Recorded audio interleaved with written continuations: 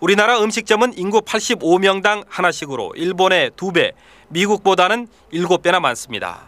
택시와 일반 가게도 비슷한 포화 상태입니다. 우리나라의 자영업자 비율은 32%로 OECD 평균의 2배나 됩니다. 자영업의 구조조정은 불가피하지만 일자리의 마지막 보루마저 흔들리고 있어 걱정입니다.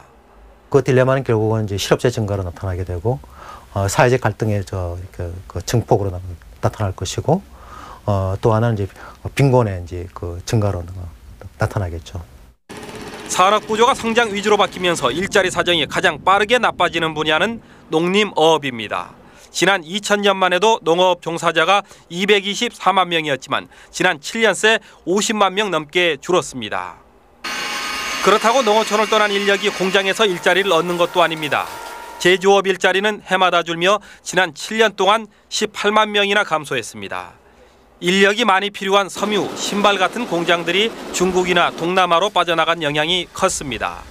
반도체나 자동차 같은 첨단 주력 업종에서는 사람이 하는 일이 점점 줄고 있습니다. 노동 절약적인, 자본 집약적인 그런 플랜트들, 그런 설비들만 남다 보니까 한국에서의 국내 고용은 상당히 줄어들 수밖에 없는 그런 이제 상황이 있습니다. 지난 몇 년 동안 연간 4~5% 성장에도 불구하고 고용 사정이 나빠진 것은 이처럼 우리 경제가 일자리가 늘지 않는 산업 구조적 함정에 빠졌기 때문입니다.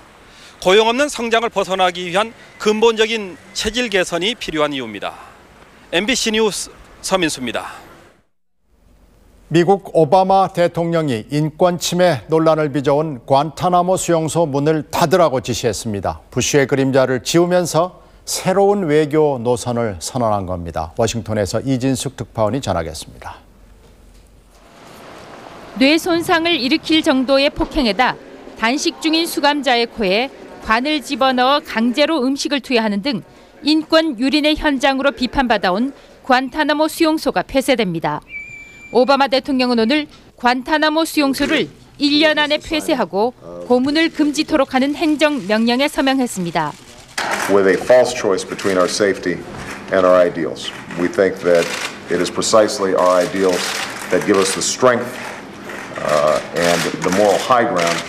관타나모 수용소는 부시 정부가 2001년 아프간 침공 직후 설치한 테러 용의자 수감 시설로 오사마 빈 라덴의 운전기사 등 245명이 수감돼 있습니다. 오바마 대통령은 또 중앙정보국 CIA가 운영하는 해외 수감 시설을 폐쇄하는 행정명령에도 서명했습니다.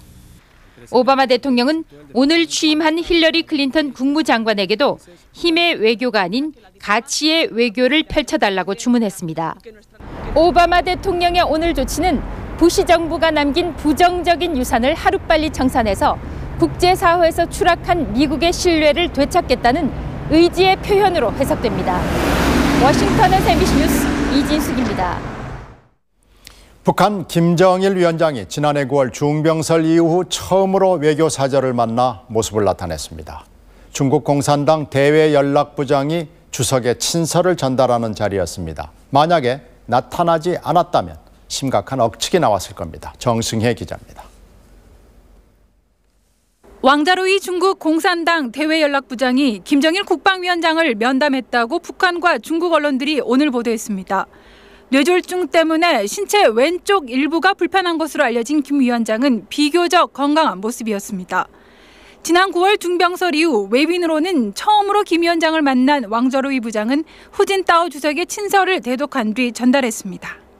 왕가소 부장은 김정일 동지께 음력서를 즈음하여 보내온 중국 공산당 중앙위원회 총석이며 중화인민공화국 주석인 호금도 동지의 축하 인사와 친서를 전달하고 대피단이 준비한 지성 어린 선물을 드렸습니다.